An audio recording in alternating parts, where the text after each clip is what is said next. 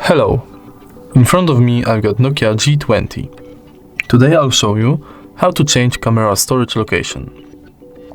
Let's open camera firstly and tap this button to access settings.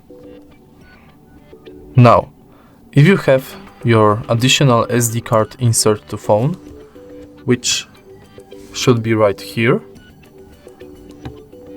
you could change your data storage. Tap on this button and select between internal storage and SD card. And that's all. If you find this video helpful, please leave like, comment and subscribe.